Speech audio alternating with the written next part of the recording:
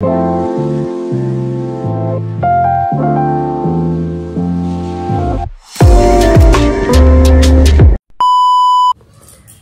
Friends, good morning. এখন আমরা hotel থেকে চেক আউট করবো আর এখনো টাইম হয়ে গেছে, এখনো রেডি হয়ে যাচ্ছে।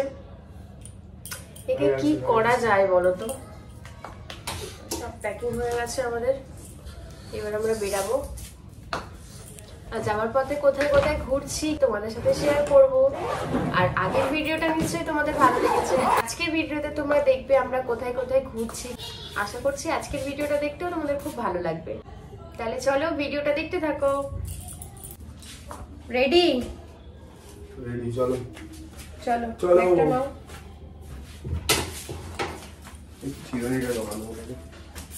চেক আউট করার টাইম। ব্যাগটা দাও। কি ব্যাগ? কোন ব্যাগ? দুদিন ঘুরে দুদিন অনেক মজা করলাম। ঘুরতে থেকে বাড়ি যেতে ইচ্ছা করে না কেন কি জানি।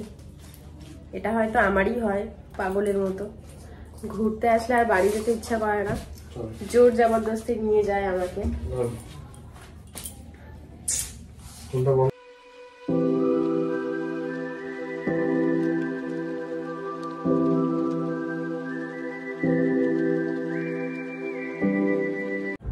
এখন গাড়িতে বসে পড়লাম, ব্রেকফাস্ট করব, তারপর বেরিয়ে যাব আমরা। মন খারাপ লাগছে? ভালো লাগছে না? হ্যাঁ, ঘুরতে আসলে একটু লাগে। ঠিক আছে, ওটাও ভালো লাগে। কোথাও তুই না গেলে আবার কোথাও যাবো কি করে? হ্যাঁ, সেটাই। চলো আজকে ভিডিওটা তোমরা দেখতে থাকো। বেরিয়ে পড়লাম আমরা দীঘা থেকে মন্দারমণি যাওয়ার উদ্দেশ্যে। দুটো দিন অনেক মজা করেছি, খুব সুন্দর কেটেছে দুটো দিন। এরকম ছোট ছোট ট্রিপগুলো মনটা খুব ভালো করে দেয়। বেড়ানোর সাথে সাথেই বৃষ্টিও আরম্ভ হয়ে গেছিল, আর সেই জন্য খুব ভালো লাগছিল।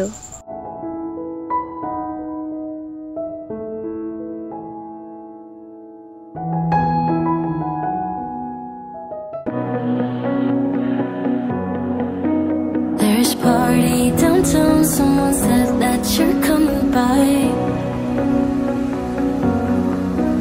Let me know when you're here, meet me up for a smoke outside.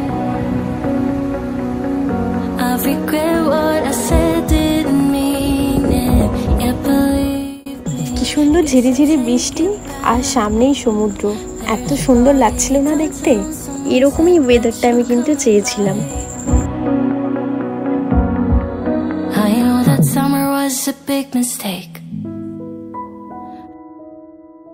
বৃষ্টিটা একটু কমাতে আমরা এখানটা দাঁড়ালাম। আমরা ব্রেকফাস্ট করে বেরাইনি, আর ভেবেছিলাম রাস্তায় যেতে যেতেই ব্রেকফাস্টটা করে নেব, তাই এখানে দাঁড়িয়েছি। এখানটাও বেশ দেখতে ভালো লাগছে।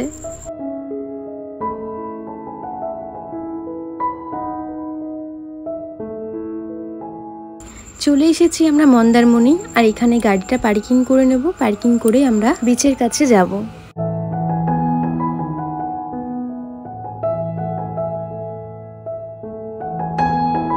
দীঘার বিচ আর মন্দারমণির বিচের অনেক তফাৎ, কারণ দীঘার বিচের থেকে মন্দারমণির বিচটা অনেক নিরিবিলি আর শান্ত পরিবেশ। পেয়ারা মাখা খেতে খেতে সমুদ্র দেখছিলাম, আর সমুদ্রে পা না ভেজালে কি হয়।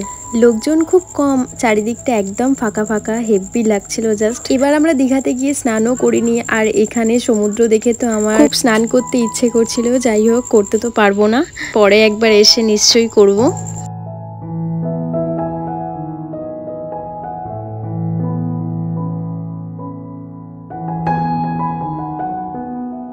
আর কত সিসেলস ছিল, আর আমি এগুলোকে কুড়িয়ে আনছিলাম এগুলো দিয়ে কিছু বানাবো বলে। আমার তো এগুলো খুব ভালো লাগে।